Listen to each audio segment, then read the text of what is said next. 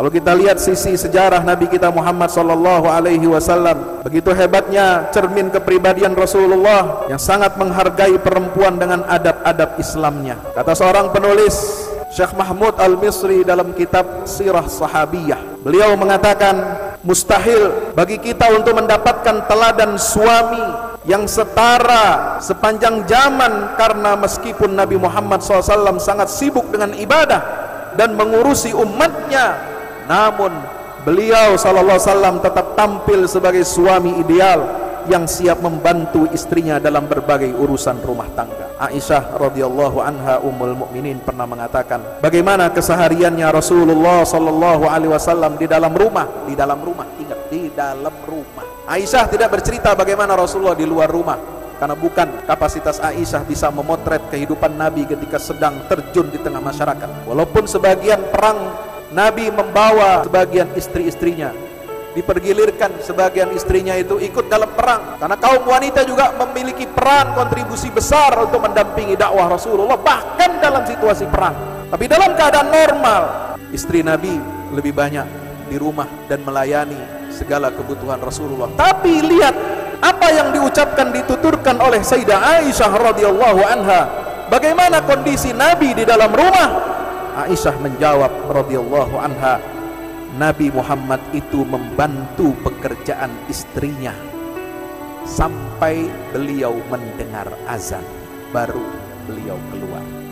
Jadi di dalam rumah gak leha-leha, bukan leyeh-leyeh, bukan santai-santai, bukan minta dilayani, bukan minta di ini dan itu, tetapi beliau membantu istrinya. Ada pemimpin besar dunia seperti beliau? Tidak ada. Al-Fahmu Institute mempersembahkan serangkaian buku karya Ustadz Fahmi Salim LCMA. Buku pesan-pesan tauhid untuk negeri di masa pandemi. Buku mutiara ilmu-ilmu Al-Quran. Ada diskon 20% untuk buku tafsir sesat 58 esai kritis wacana Islam di Indonesia dan buku kritik terhadap studi Al-Quran kaum liberal. Anda dapat memesannya melalui layanan WhatsApp di nomor 08777 063 7192 dengan format pemesanan ketik nama, alamat lengkap, nomor handphone, dan jumlah buku yang diorder. Ongkos kirim di luar harga buku dan menyesuaikan wilayah dengan paket standar. Lampirkan juga bukti transfer Anda ke rekening BNI Syariah di 0631 748573. Tunggu apa lagi? Pesan sekarang.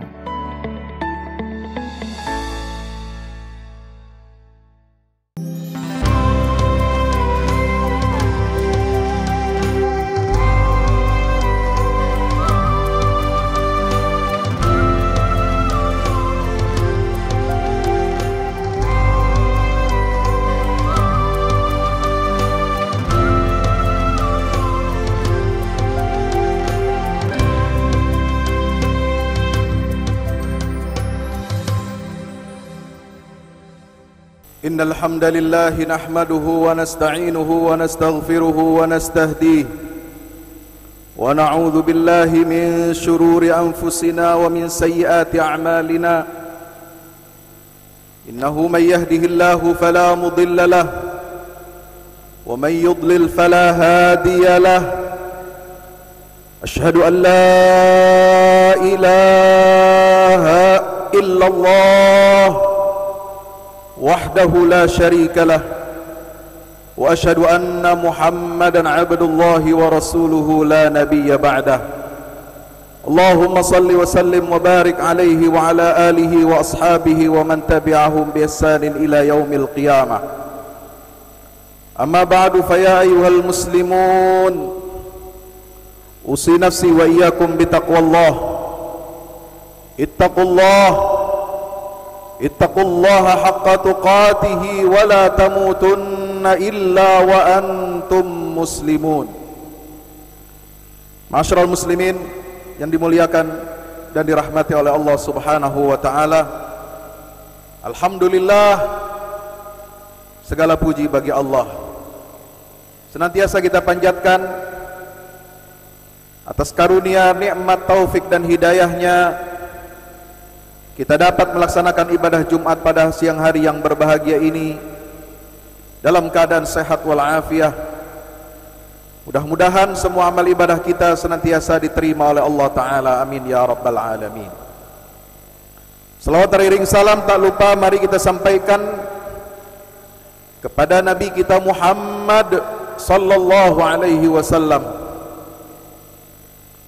sang guru sejati yang mengajarkan kepada kita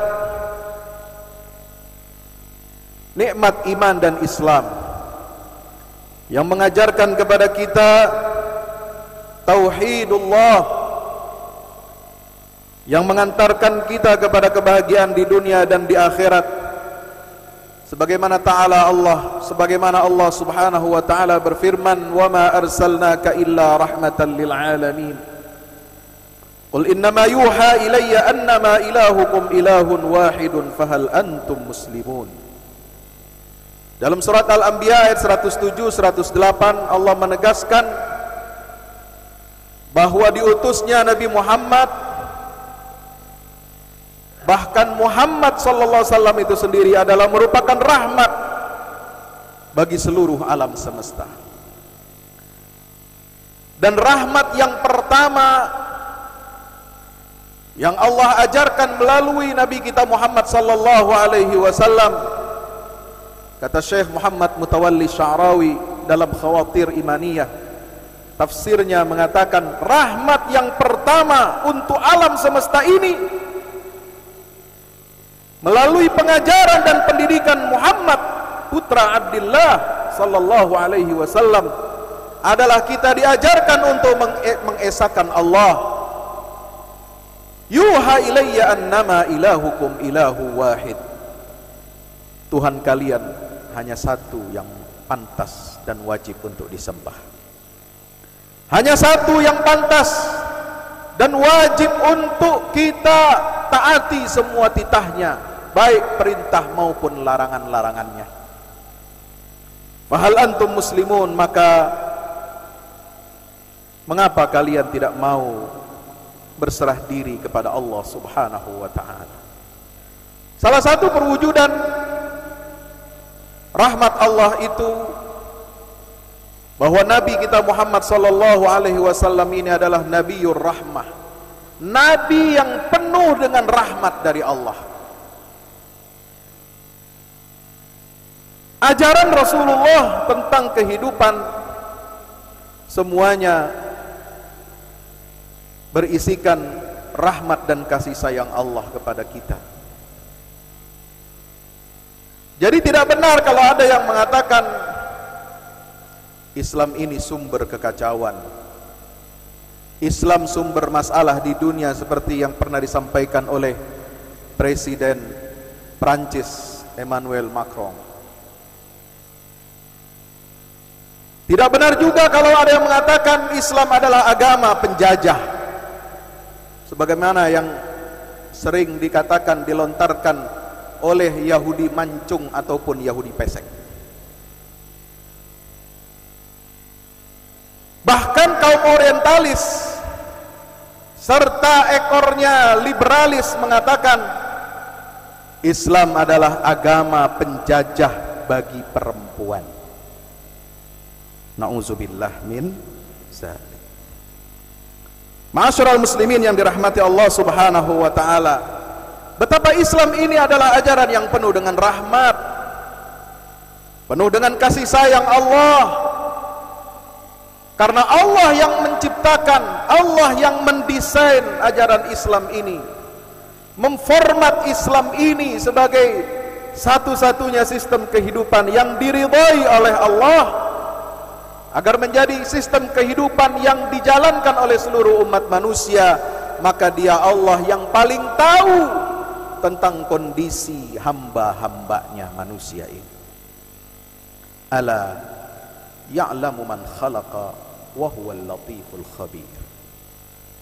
Ingatlah, yang paling tahu tentang kemaslahatan manusia, yang dapat memperbaiki kehidupan manusia yang rusak, hanya Allah, yang Dia itulah yang menciptakan seluruh manusia ini. Ala ya'lamu man khalaq wa huwal latiful khabir.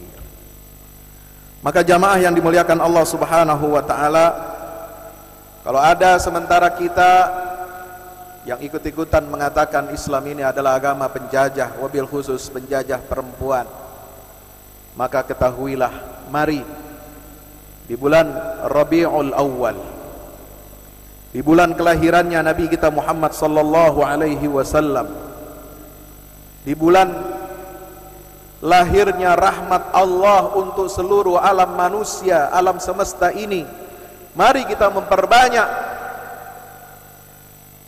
pelajari sirah Nabi kita Muhammad sallallahu alaihi wasallam, sunnah Nabi kita Muhammad sallallahu alaihi wasallam, bagaimana beliau mengajarkan Islam ini, bagaimana beliau mendidik keluarganya, bagaimana beliau memuliakan perempuan, anak-anak sebagai unit terkecil untuk membangun peradaban manusia di atas muka bumi ini. Maka tidak lain dan tidak bukan yang dijadikan proyek pertama oleh Allah Subhanahu wa taala untuk memperbaiki kehidupan di alam semesta ini. Kehidupan di tengah-tengah manusia ini adalah dengan memperbaiki diri setiap manusia apapun jenis kelaminnya, laki atau perempuan, dan memperbaiki kualitas perempuan yang telah diinjak-injak harga diri dan martabatnya oleh sistem jahiliyah. Ketika Islam datang, sistem jahiliyah ini yang intinya adalah kemusyrikan, mempertuhankan hawa nafsu dan syahwat, itu inti jahiliyah. Maka kata Said Qutb rahimahullah, jahiliyah tidak berhenti pada masa jahiliyah yang dihadapi oleh Rasulullah SAW di tengah-tengah kaum musyrikin Makkah, tapi jahiliyah itu adalah sebuah episode sejarah pemikiran yang akan terus berulang-ulang di tengah kehidupan manusia, wabil khusus di tengah peradaban yang belum menerima ajaran Islam, yang belum tunduk kepada aturan Allah Subhanahu wa taala, sebagaimana peradaban barat yang sekuler ataupun timur yang katanya dulu kita kenal kalau barat itu adalah kapitalis, timur adalah komunis sosialis. Mereka semua itulah cerminan jahiliyah abad modern saat ini. Dua-duanya tidak baik untuk umat manusia. Dua-duanya mengangkangi harkat dan martabat manusia, baik laki-laki maupun perempuan. Karena sistem jahiliyah yang dua sisi mata uangnya diwakili oleh sistem kapitalisme maupun komunisme itu semuanya mempertuhankan hawa nafsu dan syahwat, meminggirkan wahyu, mengacak-acak dan menghancurkan agama dan sendi-sendi agama dalam kehidupan umat manusia. Maka mereka terlempar jauh dari rahmat Allah Subhanahu wa ta'ala. Mobil khusus ayat-ayat Al-Quran banyak menerangkan kepada kita tentang hukum anak-anak yatim. Bagaimana hukum tentang islahul mar'ah, memperbaiki kualitas hidup perempuan, memuliakan perempuan yang tadinya dipinggirkan, yang tadinya dihinakan, yang tadinya hanya sebagai objek pemuas nafsu laki-laki, yang tadinya sebagai keset peradaban, maka diangkat dan dimuliakan oleh Allah Subhanahu wa ta'ala dengan banyak ayat-ayat Al-Quranul Karim yang memuliakan perempuan ini. Terutama kalau kita berbicara tentang sunnah Nabi kita Muhammad sallallahu alaihi wasallam. Hadirin ma'asyiral muslimin yang dimuliakan oleh Allah Subhanahu wa ta'ala. Masyarakat barat yang sekuler ataupun timur yang sekuler, yang kapitalis ataupun komunis, sama-sama memandang kedudukan manusia, sistem kehidupan yang harus dijalankan oleh manusia, serta kedudukan perempuan, anak-anak dan keluarga ini harus mengabdi kepada kepentingan kapitalisme atau komunisme itu. Tetapi dalam ajaran Islam, Al-Quran tegas menyatakan bahwa kita semua adalah hamba Allah. Kita semua harus mengabdi kepada Allah. Hidup dan kehidupan kita ini harus diatur dengan aturan Allah Subhanahu wa ta'ala. Qul inna salati wa nusuki wa mahyaya wa mamati lillahi rabbil alamin la syarika lahu wa bidzalika umirtu wa ana awwalul muslimin. Katakanlah, sungguhnya salatku, ibadahku, ibadah dalam pengertian yang luas. Setelah Allah sebutkan salat sebagai ibadah yang khusus, ibadah mahdah, hubungan antara hamba dengan Khaliknya secara personal, maka Allah kemudian menyebutkan wa nusuki, dan ibadah dalam seluruh aspek kehidupan kita ini bisa menjadi bermakna ibadah kepada Allah Subhanahu wa ta'ala. Hidupku dan matiku semuanya adalah lillahi rabbil alamin, adalah semata-mata dikerjakan untuk meraih ridha Allah dan semata-mata untuk mematuhi semua perintah-perintah Allah Subhanahu wa ta'ala.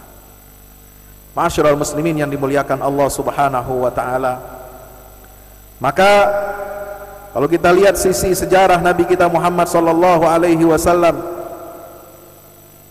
begitu hebatnya cermin kepribadian Rasulullah yang sangat menghargai perempuan dengan adab-adab Islamnya.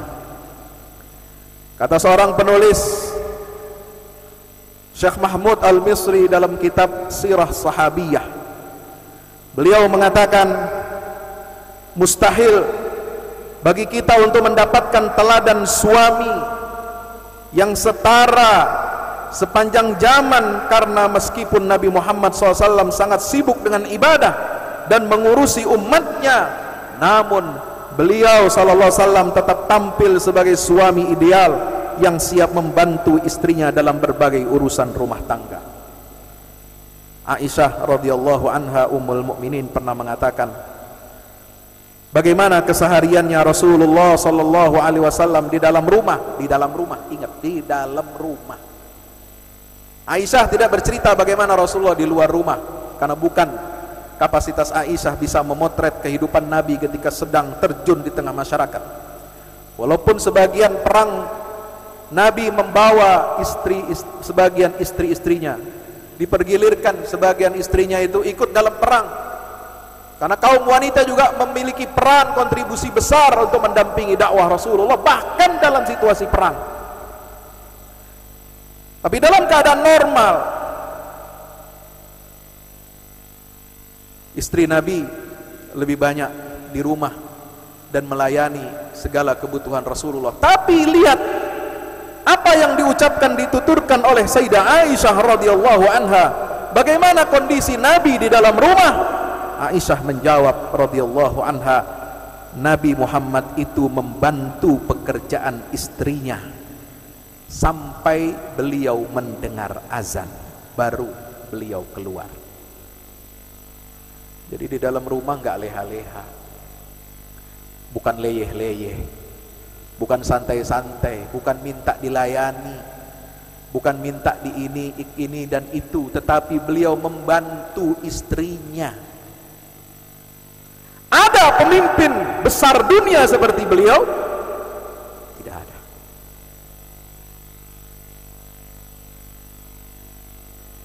Salawatu Rabbi alaika ya sayyidi ya Rasulullah. Nabi Muhammad juga orang yang ceria, orang yang penyantun, orang yang sangat menghargai pendidikan anak-anak dan remaja. Bahkan dalam ibadahnya, ketika beliau sedang sujud, dinaiki punggungnya oleh cucunya Hasan dan Husain radhiyallahu anhuma, beliau tidak menghardik dua cucunda ini. Beliau tidak segera memegang, menepuk kakinya atau bahunya atau punggung anak-anak kecil ini, tapi beliau berlama-lama sujud. Karena selain memang sujud adalah tempat yang terdekat bagi setiap hamba untuk berkeluh kesah kepada Allah Subhanahu wa taala, beliau sallallahu alaihi wasallam, bahkan rahmatnya Nabi Muhammad kepada anak-anak kecil, beliau tidak ingin mengganggu waktu yang sedang dijalani oleh anak kecil itu ketika mereka sedang bermain di atas punggung Nabi kita Muhammad SAW ketika beliau sujud. Itulah rahmatnya Rasulullah SAW. Mudah-mudahan kita semua selaku umatnya dapat meneladani sifat rahmatnya Nabi kita Muhammad SAW, menjadikan Islam ini sebagai agama yang rahmatan lil alamin, agama yang penuh dengan kedamaian, tetapi juga ada ketegasan, agama yang bukan hanya menaungi seluruh umat beragama, tetapi juga memberikan garis tegas mana tauhid, mana syirik. Islam yang rahmatan lil alamin bukanlah agama yang bisa ditarik-tarik seperti karet, tetapi dia memiliki aturan dan patokan yang jelas dari Rasulullah SAW dalam mengelola kehidupan kita ini dari dunia sampai akhirat. Barakallahu li wa lakum fil Qur'anil azim wa nafa'ani wa iyyakum bima fihi minal ayati wa dzikril hakim. Aqulu qawli hadza fastaghfiruh innahu huwal ghafurur rahim. Alhamdulillahi wahdahu sadaqa wa'dahu wa nasara 'abdahu wa 'azza jundahu wa hazama al-ahzaba wahdahu. Asyhadu an la ilaha illallah wahdahu la syarika lah wa asyhadu anna Muhammadan 'abduhu wa rasuluhu la nabiyya wa la rasula ba'dah.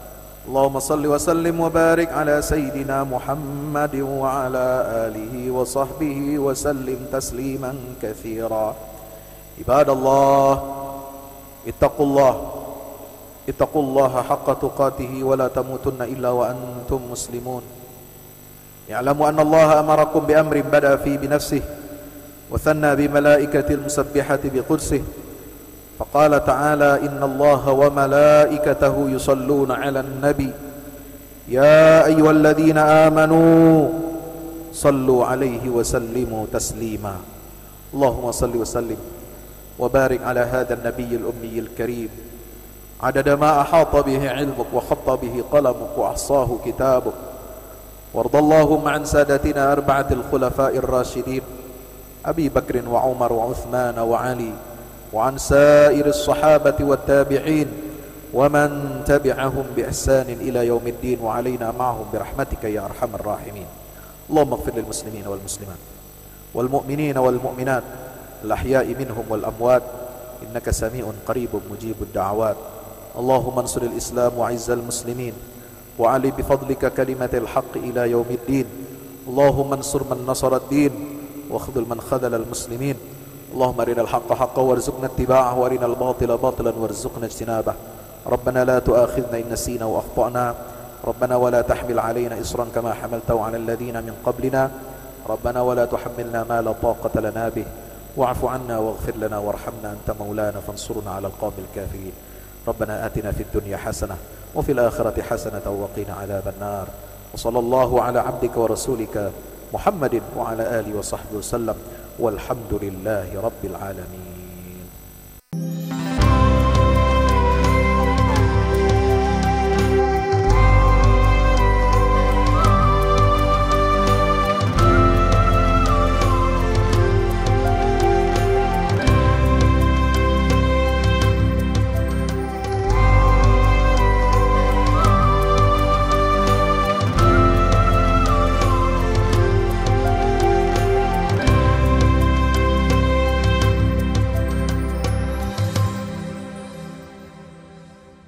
Assalamualaikum warahmatullahi wabarakatuh. Alhamdulillah kita udah selesai pengecoran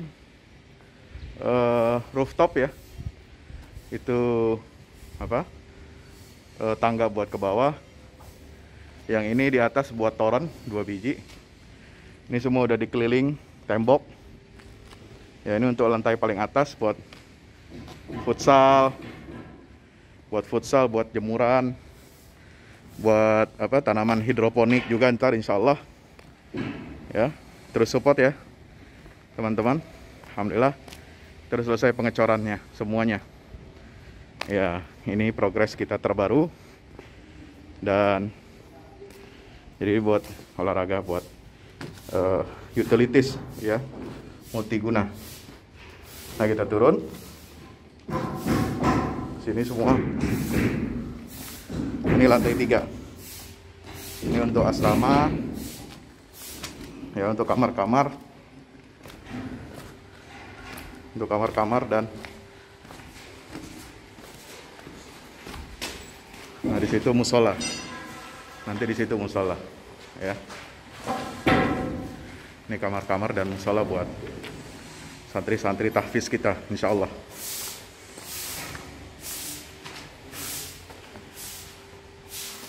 Nah, ini lantai 2 kita turun.